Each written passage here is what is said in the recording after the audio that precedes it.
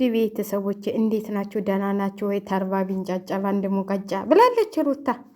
እንግዲህ ሩታ ፏ ብትን እያለችላችሁ ዛሬ ማታ በአዲስ ነገር ጠብቁኝ እያለቻችሁ ነው። እና በቃ ምን ልበላችሁ፣ ያምቢል ገና ከእግሯ ላይ ይወድቃሉ።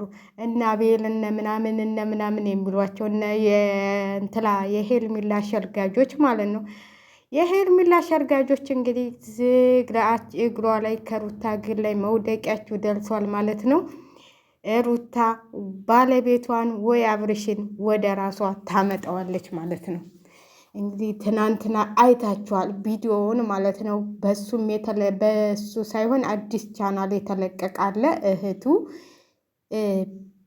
ግዴታ መሄድ አለብህ ወደ ቡታጅራ፣ ከዚህ ምንም አሰራም ብለዋለች።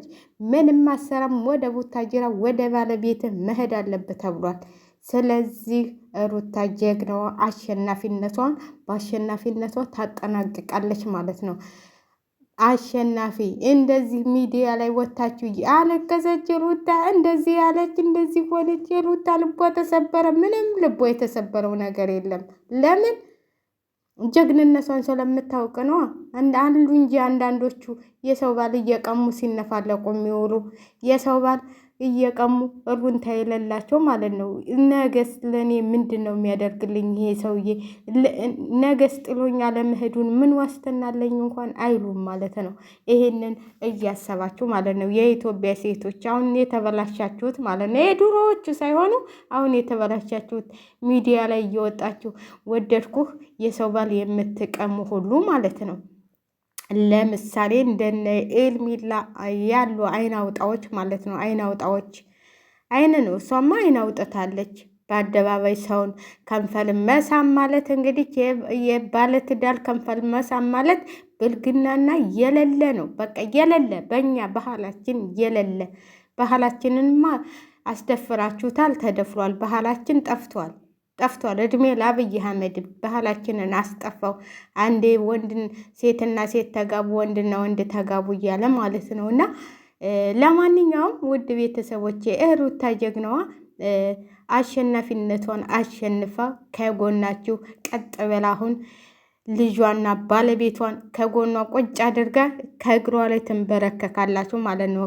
አቃጣሪዎቹ ሁሉ እኛ ስላብልሽ ብለን ነው። እኛ አብርሽ ጓደኛ ቢሆን ኑሮ የምትወደው ጓደኛ ቢሆን ኑሮ ውለታው የምታውቅ ቢሆን ኑሮ ሩታን እንደዚህ እንትል ብላችሁ ሩታን ወደ ኋላ ትታችሁ ከሄርሜላ ጋር አሁን አንዴ አግባት፣ አንዴ ፍታት፣ አንዴ ምን በላት አትሉም ነበር ማለት ነው። እውነተኛ ጓደኛ እንደዚህ አያደርግም። እውነተኛ ጓደኛ ለሀቅ ነው የሚሞተው።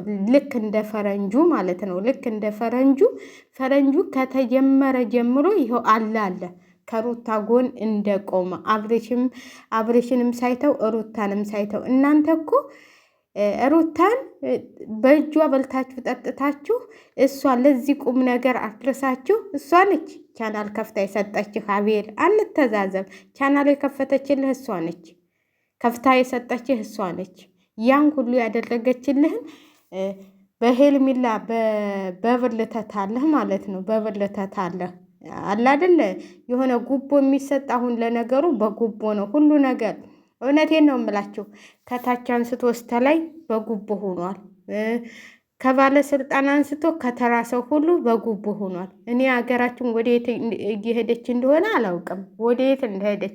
እውነቴን ነው የምላችሁ። አንዳንዴ ወደ ፖለቲካ እንዳትገቢ እንዳትሉ ብቻ ቀበሌ ሂጂ ማለት ነው። እግዚአብሔርን ነው የምላችሁ። መሸኝ የሰጥ አላስገባችም እዚህ ቀበሌ በልልኝ ብዬው ስንት እንደጠየቀኝ ብታውቁ። ተውት ይቀር እና እኔ ደግሞ እናቴ በገንዘብ ድርድር አላውቅም። እንኳን የቀበሌ መታወቂያ እንዲሁ ከኢትዮጵያም ሳለዙኝ ብዬ ነው የወጣሁት። ከኢትዮጵያ ሳለዙኝ ዜግነቴን ወደ ሌላ ሀገር ወደ ሌላ ወደ አፍሪካ ዜጋ ተቀየሩ ብዬው ነው ተሰድቤ የወጣሁት ማለት ነው። እና የሚገርማችሁ ነገር እኔ ኢትዮጵያ አንዳንዴ ሲገርመኝ እንደ ሁሉም ካረ ገንዘብ አንነቃነቅም ከታች አንስቶ ላይ። አሁን እንግዲህ አቤል ያው በገንዘብ ነው እንግዲህ ሩታ የእንትን ያለችብኝ ነገር አለ ነው የሚለው ሩታ የበደለች በደላለ ነው የሚለው። ሩታ ምንድን ያረገችህ ብላችሁ እንኳን አልጠየቃችሁኝም ነው የሚለው። እንዴ ሩታ ምን ታረግሃለች? ሩታ እናቴ ምስኪን ነች። ይኸው ጋሽዬ መሰከሩላት እኮ ልዩ ነሽ አንቺ የእኔ ልዩ ነሽ ብለው ነው የመሰከሩላት። እንግዲህ ምስክሩን ደግሞ ቪዲዮ ማየት ትችላላችሁ። ምንም ማድረግ አትችሉም። ምንም ማድረግ አትችሉም። በጣም ትገልማላችሁ። በጣም ታሳዝናላችሁ። በጣም ከባልና ከሚስት ገብታችሁ የምታውካኩ የምትቦኩ እናንተ ወደኋላ ትቀራላችሁ ማለት ነው። ባልና ሚስት ደግሞ ታርቀው ልጃቸውን ሲያሳድጉ ሌላም ልጆች ሲወልዱ እናንተ ዛጋ ምን የዛን ጊዜ በቀረብኝ ማለት ክፉ ነገር ከመናገር ክፉ ነገር ክፉ ቃላት ከማውጣት ዝም ብትሉ አብራችሁ በልታችሁ አብራችሁ ጠጥታችሁ ለሷም ለሱ አብራችሁ በቃ ይሆናል አይደል? ለሷም ለሱም እያገዛችሁ ወደ እሷ እየገፋፋችሁ እንደዚህ ብታረግ አብርሽ እንደዚህ ነው፣ እሱ ደግሞ እንደ ምንድነው እንደ ነዱት ነው የሚሆነው አላደል የደብረ ብርሃን በግ በዚህ ጋር ሄድ ቀጥ ብለህ ሲሉት ቀጥ ብሎ እንደሚሄደው ማለት ነው። ስለዚህ እንደሱ ነው ያረጋችሁት ማለት ነው። አብርሃምን እንደሱ አድርጋችሁን ነበር። ግን ያው አንዳንዴ ደህና ቤተሰብ ደህና አባት ይስጣቸው ማለት ነው። እንደዚህ አይነት አባት እንደዚህ አይነት ከአዋቂ ወደ ወጣት ተቀይረው እንደዚህ አይነት አባት ይስጣቸው ማለት ነው። ማለት በቃ ሁኔታቸው ትትናቸው በቃ ሌላውን እኔ ሁሉን ነገር አስተካከላለሁ ብቻ ልጁኒ የልጅ ልጅ ሰተሽኛል፣ አንቺ የልጅ ልጅ አስደርገሽኛል ብለው የደስታቸው ብዛት ማለት ነው። የደስታቸው ብዛት እንግዲህ 3ቱም ልጆቻቸው ወልደዋል ማለት ነው። እና በጣም ነው ደስ ያለኝ። እኔ በበኩሌ ጋሽዬ በቃ ምስኪን አባት ናቸው። ምስኪን በቃ የኢትዮጵያ አባት አለ አይደለ? ልክ የኢትዮጵያ አባት ያው የኢትዮጵያ አባቶች እኮ ምስኪን ናቸው። እውነቴን ነው የምላቸው፣ እንደ ሌላው አይደሉም። የኢትዮጵያ አባቶች ልባቸው ቅን ነው። አንዳንዶቹ ቢኖሩ ግን አንዳንዶቹ ደግሞ ለልጆቻቸው ሲሉ መስዋዕትነት ወደታች ወርደው ማለት ነው። ጋሽዬ አሁን እሳቸው የማይገባቸው ወደታች ወርደው ነው ከሩታ ጋር መጥተው ያን ሁሉ ነገር ያደረጉትና እናንተ ሊገርማችሁ ምንትን ሌላቸውም ይችላል። ግን ጋሽዬ በጣም የተከበሩ ትልቅ ሰው ናቸው ማለት ነው። የምገልጣቸው ማለት ነው። ለምን ወደታች ወርደው አንዳንዱ አባት እኮ የራስ ጉዳይ አንተ ያጠፋሁን ጥፋትን ምን አገባኝ እዛው ራስህን ችለህ ራስህ እንትን በል የሚሉ አባቶች አሉ፣ ብዙ አባቶች።